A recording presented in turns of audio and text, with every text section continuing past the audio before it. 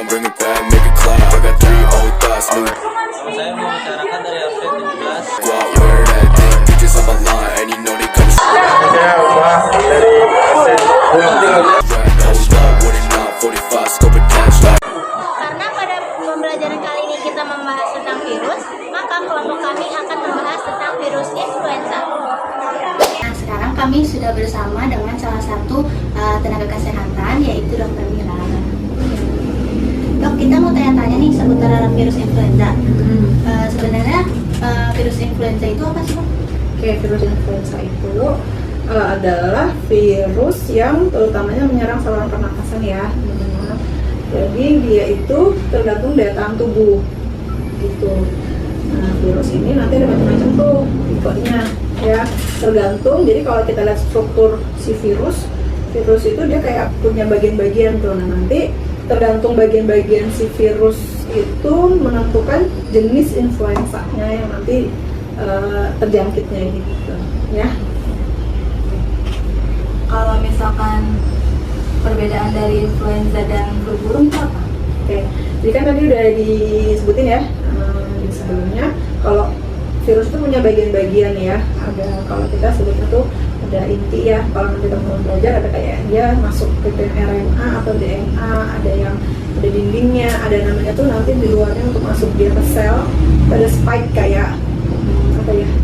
Kayak untuk dia masuk ke dalam sel ya.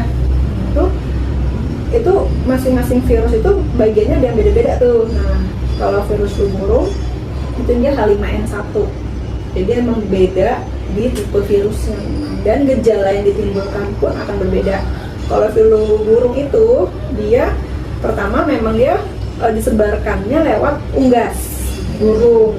Itu kalau flu biasa itu dari orang ke orang gitu. Jadi bukan dari hewan ke orang. Terus gejala yang ditimbulkan pun akan lebih berat kalau virus flu burung.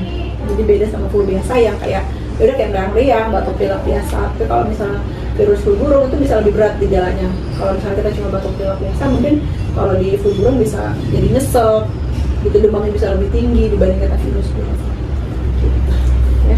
Untuk gejala virus influenza itu kayak gimana ya, Dok? Oke, jadi kan aku udah bilang ya kalau influenza itu kan dia di saluran pernapasan. Nah, berarti gejalanya gejala yang ada di saluran pernapasan gitu, batuk, pilek, terus kayak hidung berair, gatal.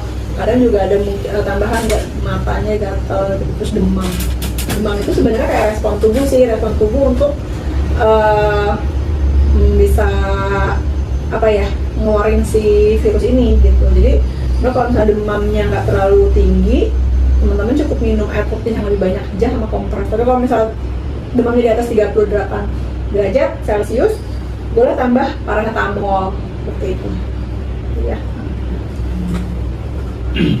Gimana cara virus influenza menyebar dalam tubuh kita? Oke, nah tadi kan udah bilang ya si perbedaan kayak tadi ya flu biasa sama flu burung. Nah, kalau flu biasa ditularkan dari orang ke orang gitu. Jadi kalau misalnya ada yang sakit flu, lagi batuk pilek, dia batuk atau lagi dia ngomong gitu ya, ada namanya tuh droplet. Kita keluar, kalau kita kayak ngomong ini sebenarnya tuh ada banyak keluar nih kita. Kalau lagi batuk pilek, lagi flu ya bakterinya biasanya kita bisa nular gitu ya. Ketika misalnya aku sakit, Indah sehat, data tubuhnya lagi nggak bagus, nanti ketularan nih dari aku. Nah, nanti tuh si virus itu dia masuk ke dalam sel di pernapasan dulu ya, terus nanti dia memperbanyak bereplikasi namanya, terus masuk ke aliran darah, makanya demam gitu, demam, batuk, pilek. Karena dengan daya tahan tubuh yang baik itu nanti kita bisa sembuh sendiri sih sebenarnya kalau flu yang biasa gitu. Ya, jadi emang dari saluran pernapasan dulu awalnya ya. Terus cara mencegah menghindari terjangkitnya virus influenza itu gimana ya? Oke, nah tadi kan udah bilang ya, dia tergantung dengan daya tahan tubuh. Jadi yang pertama ya daya tahan tubuhnya harus dibagusin gitu.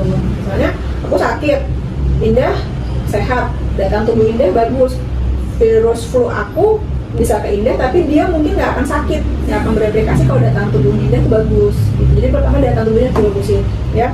Daya tahan tubuh yang bagus itu didapat dari apa sih? Dari makanan ya. makanannya harus tinggi protein, ya. Terus istirahat yang cukup, jangan begadang mulu main handphone ya.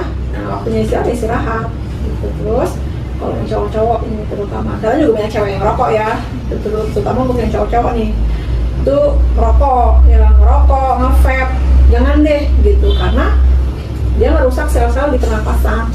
Kalau kita biasanya mungkin orang batuk pilek sehat-sehat aja, setelah merokok karena sel-sel itu gampang rusak, jadi gampang sakit.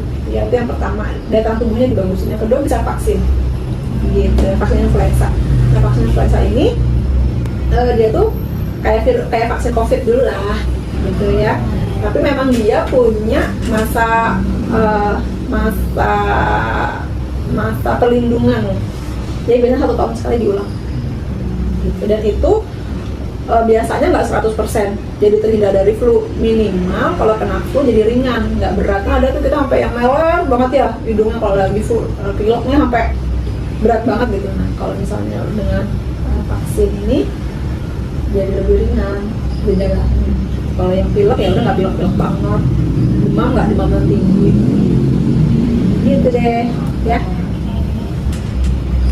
Nah, sekian sesi wawancara kita dengan Dokter Mira. Terima kasih dok karena Sama-sama. sudah Sukses ya. Ya, amin.